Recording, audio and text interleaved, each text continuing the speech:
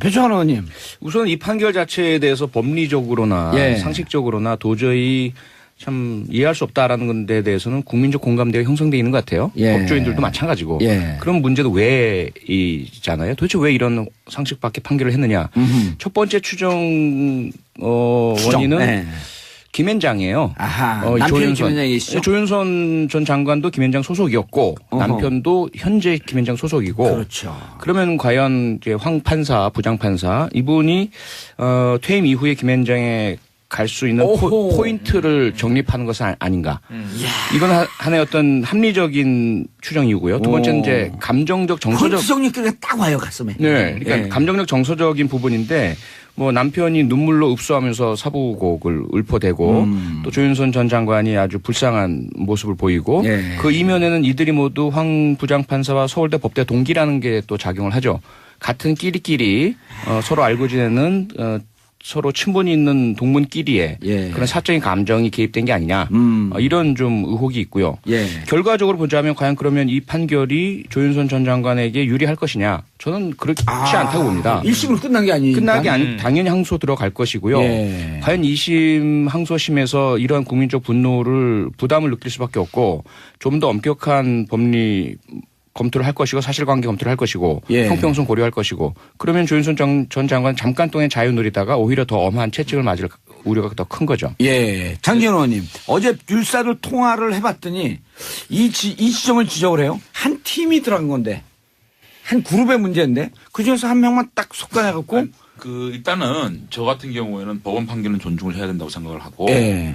제가 법조인 아닌 이상 이 법원 판결에 대해서 왈가왈부하는 문제는 좀 아니라고 보는데 다만 제가 청문회 때 기억이 나는 게 조윤선 장관이 정무수석 당시 청문회 했었죠. 네, 문체부 장관 당시에 주위의 인물들을 쭉 나열을 하면서 예. 이분이 전부 다 혐의를 가지고 지금 기소가 됐는데 당신이 몰랐다는 건 왕따였냐 이런 얘기를 한 적이 어제는 있거든요. 왕따 이론이에요. 그러니까 어제는. 결국은 이 판결은 조윤선은 왕따였다는 판결이잖아요. 예. 자, 김기춘 비서실장 직권남용 유죄.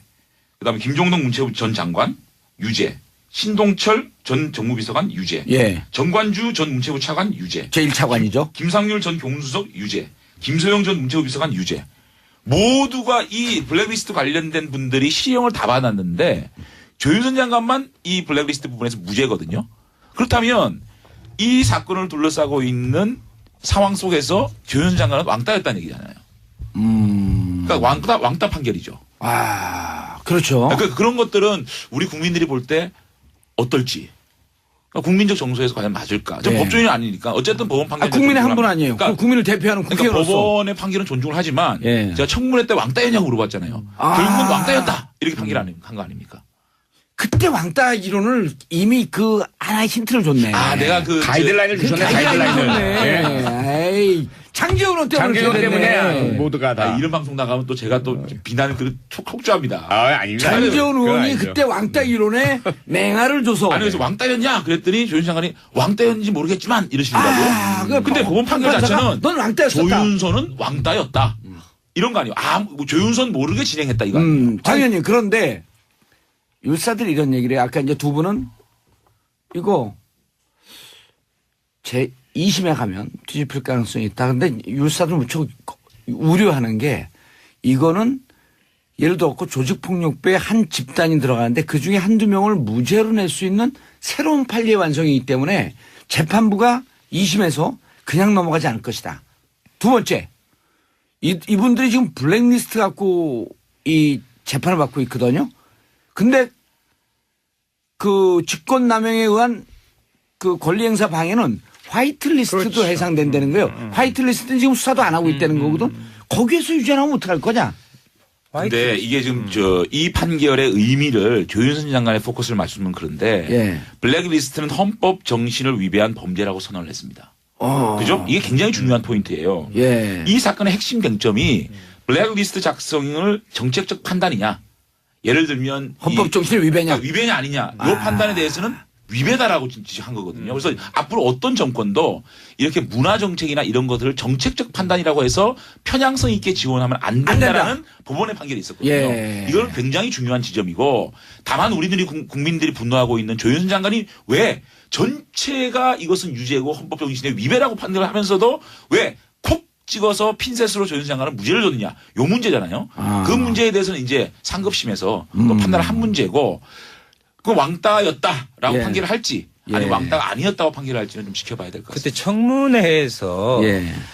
정말 끈질기게 버텼잖아요. 예. 모른다. 예. 나는 모른다. 결국은 18번째. 예. 토해냈는데 그러면 누구 토해냈대. 결국 토해냈죠. 이용주 의원의 예. 이용주 의원이 아니 든든하게 그렇다면 토해냈지. 이런 결과의 부분이 이 법률적 판단의 부분이 저는 반대가 있다고 봐요. 자기 모순이다. 왜? 그러려면 왜 위증죄로 이 벌을 받냐 이 말이에요 지금. 그런 거 이야기를 해버렸어. 위증죄 아니, 유죄. 위증은 드러났잖아요. 그 순간에 드러났잖아요. 그러니까 청문회 때. 위증을 해서 그 죄를 받은 거 아니에요. 예. 지금. 그렇죠. 알긴 했지만 집행은 안 했다. 왕따였다.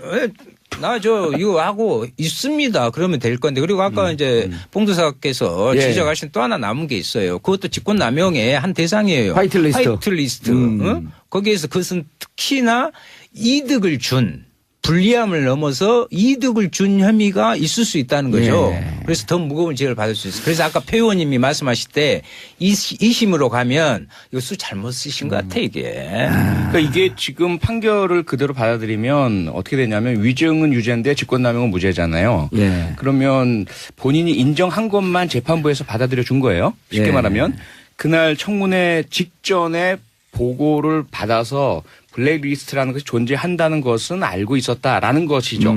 그렇지만 그 이전까지 보고받기 전까지 블랙리스트에 대해서 자신은 관여한 게 하나도 없다라는 그 조윤선 전 장관의 주장.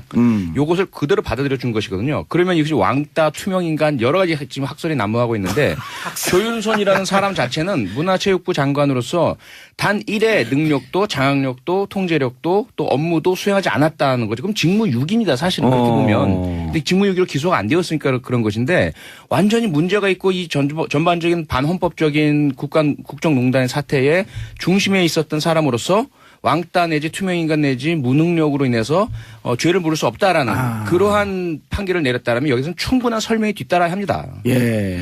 아니 이런 거죠. 술 먹고 핸들을 잡은 것은 유죄지만 음주운전 아니었다. 왜냐하면 차는 저절로 갔기 때문에. 그런 거랑 똑같은 거예요. 말이 안 맞는 거죠.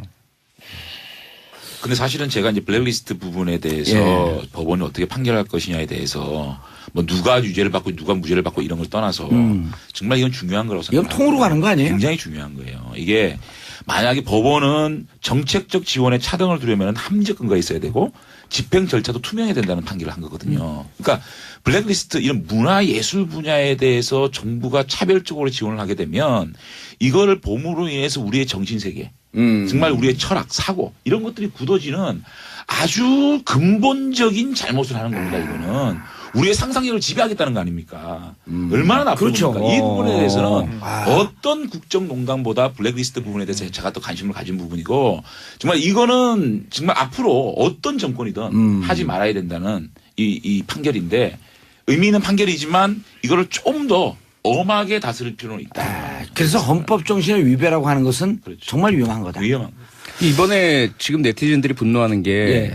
라면 몇 개 훔친 분에게 3년 6개월 징역형이 내려진 판결. 예. 그다음에 이번 국정농단 사건에 분노한 분이 중장비를 몰고 검찰청 앞에 돌진하셨던 예. 이 사건에서 징역 2년형이 내려졌던 실형이 내려졌던 사건 예. 판결 이런 부분과 비교를 하는 거죠. 물론 그 행위 자체 뭐 폭력성 물리적인 행사 이 부분을 두둔할 수는 없지만. 두둔할 수 없어요. 그런데 경중을 따지자는 거죠. 나라 전체를 이렇게 대통령 탄핵까지 몰고 가고 헌법을 유린하고 많은 문화 예술인들을 알듯 모르듯하게 배제 차별 당하도록 만들었던 그러한 범죄 행위에 대해서 한 명은 무죄. 다른 사람은 기껏해야 징역 3년. 이게 도대체가 일반 국민들이 한번 분노해서 혹은 실수로 저지르는 그런 잘못하고 또는 예. 생계 곤란으로 저지르는 잘못하고 도대체 어떻게 이런 형평성이 일어날 수 있느냐는 이야기입니다. 알겠습니다. 아니 근데 빵을 훔치면은 3년이고 나라를 훔치는. 사람의 정신세계를 훔치면 무죄도 날 수가 있고. 그러니까. 아니 근데 이게 말이 되냐고요. 말이 안 되죠. 더군다나 일제이탈이에요. 직무를 이용을 해서 국가의 녹을 받으면서 근데 장기현 의원님 자유한국당을 왜 돌아가셨어요? 제가 경험이 궁금해졌어요. 제가 여러 번 설명을 했고 외국 로마에서 지금 대한민국 국민이 내가 왜 들어가는지 다 압니다. 자, 샵 1035 단문 50원 장문 100원. 3414님 적폐 세력 1순위는 법조인들 아닐까요? 국민들이 이렇게 생각하는데 진짜 3,000명 그 대한민국 판사들 다 가슴을 쓸어내릴 거예요. 이거 보면서. 4458님 조윤선 전 장관 집행유예로 석방되는 거 보고 날도 너무 더운데 어제 어찌나 화가 나던지 잠이 다 안 오더라고요. 김정민님 김기춘이 저지른 폐악과 행패 조윤선이 누린 공주의 삶을 국민은 알고도 또 참아야 하는 건가요? 윤영희님 국민들 스트레스 지수가 조윤선 때문에 또 올라갑니다. 또 조윤선 전 장관이 아주 불쌍한 모습을 보이고 예. 그 이면에는 이들이 모두 황 부장판사와 서울대 법대 동기라는 게 또 작용을 하죠.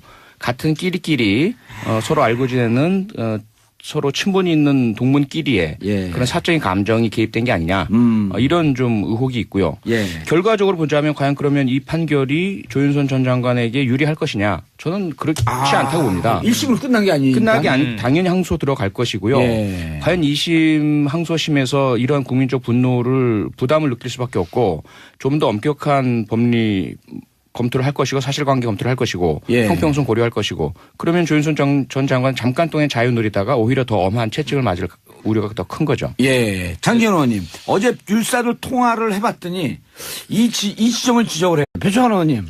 우선 이 판결 자체에 대해서 법리적으로나 예. 상식적으로나 도저히 참 이해할 수 없다라는 데 대해서는 국민적 공감대가 형성되어 있는 것 같아요. 예. 법조인들도 마찬가지고. 예. 그런 문제도 왜 있잖아요. 도대체 왜 이런 상식 밖의 판결을 했느냐. 첫 번째 추정 원인은 네. 김앤장이에요. 아하. 남편이 김앤장이시죠? 조윤선 전 장관도 김앤장 소속이었고 어허. 남편도 현재 김앤장 소속이고. 그렇죠. 그러면 과연 이제 황 판사, 부장 판사 이분이 퇴임 이후에 김앤장에 갈 수 있는 오호. 포인트를 정립하는 것은 아닌가. 이건 하나의 어떤 합리적인 추정이고요. 두 번째는 이제 감정적 정서적. 포인트 정리가 딱 와요 가슴에. 네, 그러니까 예. 감정적 정서적인 부분인데 뭐 남편이 눈물로 읍소하면서 사부곡을 읊어대고 문수석 유죄, 김소영 전 문체부 비서관 유죄. 모두가 이 블랙리스트 관련된 분들이 시형을 다 받았는데 조윤선 장관만 이 블랙리스트 부분에서 무죄거든요. 그렇다면 이 사건을 둘러싸고 있는 상황 속에서 조윤선 장관은 왕따였다는 얘기잖아요. 그러니까 왕따 판결이죠. 아, 그렇죠. 그러니까 그런 것들은 우리 국민들이 볼 때 어떨지. 그러니까 국민적 정서에서 과연 맞을까? 저 네. 법조인이 아니니까 어쨌든 법원 판결. 국민의 한 분 아니에요. 그러니까, 국민을 대표하는 그러니까 국회의원으로서. 법원의 판결은 존중을 하지만 예. 제가 청문회 때 왕따였냐고 물어봤잖아요. 아. 결국은 왕따였다 이렇게 판결한 거 아닙니까?